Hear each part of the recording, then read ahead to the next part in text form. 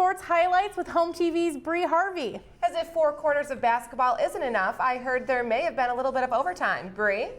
Yes, Alicia, but not just overtime, triple overtime for the Haslett girls basketball team.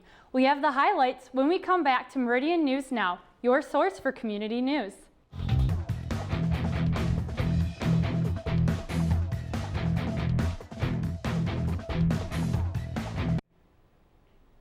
Welcome back. Friday night, the Haslett Vikings played the Dewitt Panthers in what some called the game of the season. The game went to triple overtime, leaving fans on the edge of their seats. The Vikings fought their way to a 61-59 triple overtime victory. Leading scorer Megan Mowis is proud of the way her team came together. After 3 overtimes, obviously your emotions are taking over you and you're just you're doing everything you can to get through to the end, and I think our team together, that was probably one of the best wins that we've had all together. We were all super supportive and energetic. It was so much fun to play in that.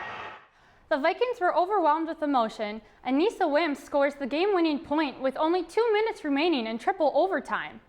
Catch the Vikings this Tuesday as they play in Ann Arbor Huron in a non-conference game.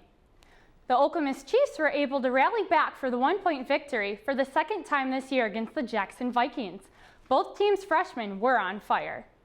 With a little over 2 minutes to go until halftime, Okemos is down 12-20 when Jackson misses a 3, and freshman Leah Hartman grabs the rebound and decides to take it all the way to the basket, where she banks it up and lays it in.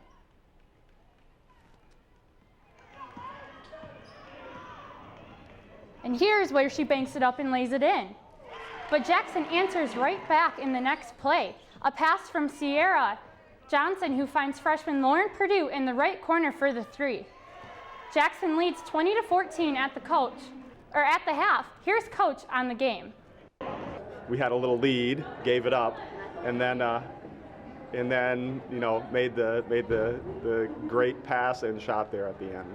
So, getting towards the end of the season, I think this should give us a boost of confidence to finish the season strong.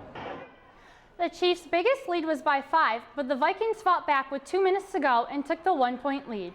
The Chiefs get the last word when Leah Hartman drives the ball to the high post, finds Skylar Westfall, who pulls up for the jumper and seals the 39-38 point victory for the Chiefs. Coach Hersey says that Jackson got some tough shots but didn't fall, and that this defense really stepped up, and that was the difference for the Chiefs' win. Okemos Hockey hosted Dewitt St. John's Friday night in what turned into a thrill to the finish. The Chiefs take an early 2-0 lead in the first period and keep it that way in the second, but then Dewitt St. John's gets rolling, making the most of its scoring chances. The second goal in the third period ties it, and we head to overtime. Well, you get into games like this where, all of a sudden you're snake bit and you're shooting pucks at the goalie and nothing's going in, and we're hitting crossbars and he's making big saves, and they come down one shift and get a soft goal. But luck would change quickly in overtime. Chiefs captain Anders Stocky nails his 3rd goal of the night, finishing the job he started in the first period. Another hat trick for Stocky's senior resume, and Okemos overcomes the upset alert 3-2.